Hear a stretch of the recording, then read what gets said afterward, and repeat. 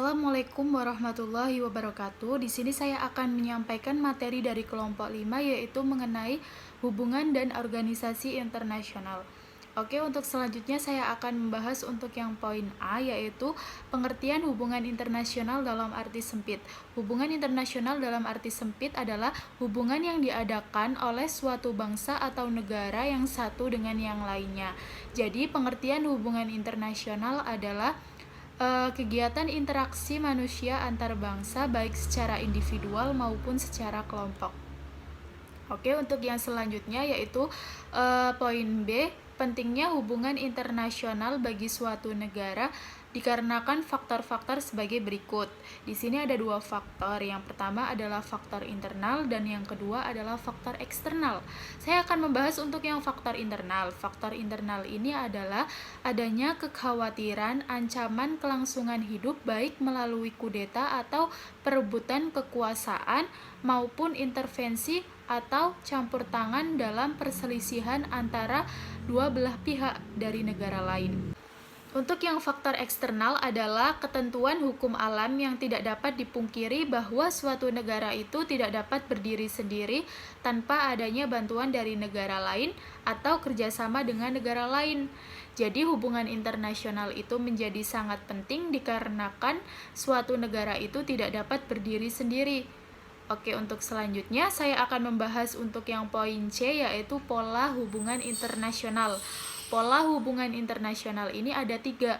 Yang pertama yaitu pola penjajahan, yang kedua adalah pola hubungan ketergantungan, yang ketiga adalah hubungan sama derajat antar bangsa. Saya akan membahas satu persatu mengenai pola hubungan internasional. Untuk yang pertama tadi yaitu pola hubungan penjajahan. Di sini dikarenakan perkembangan kapitalisme, oleh sebab itu muncullah keinginan untuk merebut wilayah dari negara lain guna untuk mengambil kekayaan dari negara lain. Untuk yang kedua yaitu pola hubungan ketergantungan. Pola hubungan ini terjadi dikarenakan negara-negara yang belum berkembang dan negara yang maju. Karena akan muncul seperti pembangunan ekonomi, mengembangkan industri, dan bersaing dengan negara lain di pasar global. Untuk yang poin ketiga yaitu hubungan sama derajat antar bangsa. Hubungan ini dilakukan dalam rangka kerjasama untuk mewujudkan kesejahteraan bersama, seperti dalam Pancasila Sila kedua. Itu membahas hubungan antar bangsa yang diwarnai oleh rasa kehormatan. Politik luar negeri Indonesia untuk mewujudkan perdamaian dunia yang abadi adalah bebas dan aktif. Bebas artinya bangsa Indonesia bebas bergaul dengan bangsa manapun tanpa membeda-bedakan negaranya. Tetapi dalam pergaulan itu, bangsa Indonesia tidak boleh mencampuri urusan dalam negeri negara lain. Begitu juga sebaliknya. Tetapi bangsa lain dan negara Indonesia sama-sama memberi dan menerima bantuan, tetapi tidak boleh bantuan yang mengikat. Lalu, aktif artinya bangsa Indonesia aktif bekerja sama dengan bangsa-bangsa lain dalam mewujudkan perdamaian yang abadi berdasarkan keadilan dan kemanusiaan. Yang kedua, aktif itu artinya bangsa Indonesia aktif membela negara lain yang terancam keberadaannya dan kedaulatan negaranya. Untuk yang poin D yaitu arti penting hubungan dan kerjasama internasional. Yang pertama, menjamin kelangsungan hidup bangsa dan negaranya. Yang kedua, membangun solidaritas dan rasa saling menghormati. Yang ketiga, berpartisipasi dalam rangka ikut melaksanakan ketertiban dunia berdasarkan kemerdekaan, perdamaian abadi, dan keadilan sosial. Yang keempat, membantu bangsa lain dalam terancamnya keberadaannya sebagai akibat dari hak-hak kemerdekaan yang dimiliki. Tujuan kerjasama internasional yang pertama yaitu memacu pertumbuhan ekonomi di setiap negara. Yang kedua, menciptakan rasa pengertian antar bangsa dalam membina dan menegakkan perdamaian dunia. Yang ketiga, menciptakan keadilan dan kesejahteraan sosial bagi seluruh rakyatnya. Oke, next. Materi yang B yaitu sarana hubungan internasional bagi suatu negara. yang dimana suatu hubungan antar bangsa dan negara itu akan dapat berlangsung dengan baik apabila adanya suatu pedoman yang menjadi landasan yang berpijak. Pedoman ini juga harus dipatuhi pihak yang mengadakan suatu hubungan tersebut, sehingga dalam menyampaikan suatu hubungan internasional itu dapat terlaksana dengan baik dengan cara tertulis maupun tidak tertulis. Dan kemudian ada juga beberapa sarana dalam hubungan internasional, yaitu yang pertama, asas teritorial. Dalam asas ini juga didasarkan pada kekuasaan negara atas daerah, dan asas teritorial ini juga berlaku seseorang yang berada di luar wilayah tersebut dapat berlaku hukum asing sepenuhnya. Yang kedua yaitu asas kebangsaan. Nah, di dalam asas ini juga didasarkan pada kekuasaan negara untuk warga negaranya. Menurut asas kebangsaan ini, setiap warga negara di mana saja ia berada tetap mendapat perlakuan hukum dari negara asalnya. Kemudian asas ini juga mempunyai kekuatan yaitu eksteritorial, yang artinya hukum dari negara tetap berlaku bagi warga negaranya walaupun mereka itu berada di wilayah atau negara orang asing. Lanjut, asas kepentingan hukum. Asas ini juga didasarkan pada wewenang negara untuk melindungi dan mengatur kepentingan dalam kehidupan bermasyarakat di negaranya. Kemudian di dalam asas ini hukum tidak terikat pada batas-batas wilayah di dalam suatu negara. Kemudian faktor-faktor penentu dalam hubungan internasional itu ada 4, yaitu yang terdiri dari kekuatan nasional atau national power, yang kedua yaitu jumlah penduduk, yang ketiga sumber daya, yang terakhir adalah letak geografis. Berdasarkan faktor-faktor tersebut dapat dipahami bagaimana suatu negara itu mengadakan hubungan internasional. Yaitu yang pertama, jika suatu negara itu telah memiliki 4 faktor, yang pertama yaitu kekuatan nasional atau nationally power, yang kedua jumlah penduduk, yang ketiga sumber daya, dan yang terakhir adalah letak geografis. Nah, lanjut bagian B yaitu tahap perjanjian internasional. Nah, apabila suatu negara itu telah melaksanakan suatu hubungan internasional, maka suatu negara itu akan memproseskan tahap-tahap perjanjian internasional. Nah, bila suatu negara itu sudah membentuk suatu organisasi internasional, maka negara tersebut akan membuat suatu perjanjian yang penting dengan melakukan suatu tahap. Yang pertama yaitu perundingan. Nah, di dalam perundingan ini merupakan tahap pertama dalam melakukan suatu perjanjian. Perjanjian yang diwakili oleh kepala negara, kepala pemerintah lainnya, dan menunjukkan surat kuasa yang penuh. Dan yang kedua, penandatanganan. Melakukan penandatanganan apabila perjanjian yang sudah dibuat dan sudah diperundingkan dengan mendapatkan semua persetujuan dari kepala negara atau atasan yang lainnya. Kemudian, pengesahan. Walaupun perjanjian sudah ditandatangani dan sudah disepakati, namun itu hanya bersifat sementara atau belum tetap. Kemudian, suatu perjanjian itu akan sah apabila sudah melakukan pengesahan baru perjanjian yang akan menjadi sah dan disepakati. Lanjut. Nah, setelah melakukan suatu pengesahan dalam suatu perjanjian, kemudian kita harus mengetahui jenis-jenis perjanjian yang sudah dibuat dan sudah disahkan sebagai hubungan internasional. Nah, yang pertama yaitu perjanjian liberal. Di dalam perjanjian liberal itu kerjasama yang sudah dibangun dan menyangkut hubungan suatu negara dan juga antar beberapa negara ini disebut dengan perjanjian liberal. Nah, Hubungan perjanjian liberal ini juga sangat mempunyai sifat yang tertutup dan tidak terluas, disebarkan oleh negara-negara lain yang tidak menjalin hubungan internasional. Kemudian perjanjian multilateral, yaitu yang dimana perjanjian ini itu mempunyai sifat yang keterbukaan, justru kebalikan dari perjanjian liberal, serta juga menjalin banyak negara, lebih dari 2 negara. Kepentingan perjanjian multilateral ini mengatur suatu kepentingan negara lain yang bukan menjadi anggota dari hubungan internasional. C. Struktur perjanjian internasional ada 2, yaitu 1. Treaty contract adalah perjanjian yang hanya menimbulkan hak-hak dan kewajiban bagi para pihak yang mengadakan perjanjian. Misalnya adalah perjanjian ekstradisi Indonesia-Malaysia pada tahun 1974. Akibat yang timbul dari perjanjian ini hanya mengikat Indonesia dan Malaysia. 2. Law-making treaty adalah perjanjian yang mengandung kaidah hukum yang dapat berlaku bagi semua di dunia.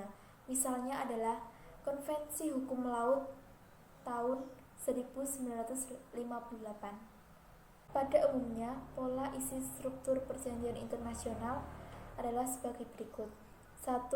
Judul. 2. Preambul atau pembukaan. 3. Klausul formal. 4. Pembuktian formal. 5. Tanda tangan delegasi. D. Peranan organisasi internasional. A. Tujuan membentuk organisasi internasional. 1. Mewujudkan dan memelihara perdamaian dunia, juga menjaga keamanan internasional dengan berbagai cara variasi yang dapat dipilih. Organisasi internasional juga bersangkutan dengan cara dan upaya yang ada pada hukum internasional. 2. Mengatur serta meningkatkan kesejahteraan dunia juga serta negara anggota dengan berbagai cara yang dipilih sesuai pada organisasi internasional yang bersangkutan. B. Macam-macam organisasi internasional. 1. PBB atau Perserikatan Bangsa-Bangsa. Tanggal 24 Oktober 1945, organisasi PBB ini mulai berdiri dengan beberapa 5 negara, yaitu Amerika Serikat, Inggris, Rusia, Cina, dan Perancis. Kelima negara ini adalah anggota dari Dewan Keamanan dari PBB dan juga memegang hak veto. Hak veto yang digunakan untuk membatalkan atau juga memveto semua keputusan dari Dewan Keamanan PBB. Tujuan dibentuknya organisasi ini yaitu A. Menjaga perdamaian dunia kepada seluruh negara dan juga kepada organisasi internasional lainnya. B. Menjalin hubungan dengan mempunyai hubungan yang bersahabat kepada seluruh antar bangsa. C. Membantu masyarakat lebih sejahtera dan damai dengan pemberantasan kemiskinan dan perusakan lingkungan dan HAM. D. Mempunyai tujuan yang di atas dengan menjadi pusat-pusat bangsa. 2. ASEAN. ASEAN merupakan bentuk kerjasama regional antara negara-negara Asia Tenggara. Kerjasama ini mencakup berbagai bidang seperti ekonomi, sosial, budaya, dan politik. ASEAN didirikan pada tanggal 8 Agustus 1967 di Bangkok. Pada mulanya, jumlah anggotanya ada 5 negara, yaitu Indonesia, Malaysia, Filipina, Singapura, dan Thailand. Pada tahun 2010, jumlah anggota ASEAN menjadi 11 negara, yaitu Indonesia, Thailand, Filipina, Singapura, Malaysia, Kamboja, Myanmar, Brunei Darussalam, Timor Leste, dan Vietnam. Tujuan berdirinya ASEAN di kawasan Asia Tenggara yaitu A. Membangun kerjasama dalam berbagai bidang seperti perdagangan, industri, dan pertanian. B. Menjaga perdamaian di kawasan Asia Tenggara. C. Mengembangkan ilmu pengetahuan antar negara. D. Memajukan pertumbuhan ekonomi, budaya, sosial di kawasan Asia Tenggara. E. Saling memberi bantuan di bidang komunikasi, kesehatan, pendidikan, dan teknologi. 3. AFTA. AFTA adalah kesepakatan perdagangan bebas antar negara yang tergabung dalam ASEAN. Tujuan berdiri AFTA yaitu sebagai berikut. A. Meningkatkan investasi, kegiatan produksi, dan jasa antar negara ASEAN. B. Meningkatkan kerjasama ekonomi negara-negara ASEAN agar tercipta pertumbuhan ekonomi yang merata berkesinambungan. C. Meningkatkan produksi dan juga jumlah ekspor setiap negara anggota ASEAN. 4. APEC. APEC dibentuk pada tahun 1989. APEC dipahami sebagai bentuk kerjasama ekonomi regional antara warga negara yang berada di bawah kawasan Asia Pasifik. APEC mempunyai anggota sebanyak dari 21. Assalamualaikum warahmatullahi wabarakatuh. Selamat pagi teman-teman semua. Semoga kalian semua dalam keadaan sehat. Tetap di rumah aja dulu. Kalau nggak ada kepentingan nggak usah keluar. Mau yang mau ngapel, mau main, nongkrong, tunda dulu. Besok kalau udah virusnya pandemi corona ini udah hilang baru nongkrong. Yang mau ngapel sabar dulu, vikol atau gimana. Tetap jaga kesehatan, olahraga yang cukup, minum vitamin, ya udah kayak dokter ya. Ya masuk aja ke materi. Di sini saya akan mempresentasikan materi dari kelompok saya di subbab E dan F. Perwakilan diplomat mewakili negara RI secara keseluruhan di negara penerimaan dan organisasi. Itu yang pertama. Yang kedua, perwakilan diplomat melindungi kepentingan nasional negara dan warga negara RI di negara penerima. Yang 5 lainnya baca sendiri aja. Terus tugas-tugasnya itu ada 4, antara lain berunding dengan negara penerima, mewakili negara pengirim di dalam negara penerima. Ini kan tadi kita membahas tentang perwakilan negara di luar negeri. Itu yang pertama. Terus yang kedua itu ada perwakilan di negara lain dalam politis atau diplomatik. Perwakilan diplomatik di luar negeri merupakan orang asing di negara tersebut. Menurut hukum internasional, sebagai orang asing ia harus tunduk pada yurisdiksi negara itu. Namun sebagai perwakilan diplomatik ia mendapatkan hak-hak istimewa.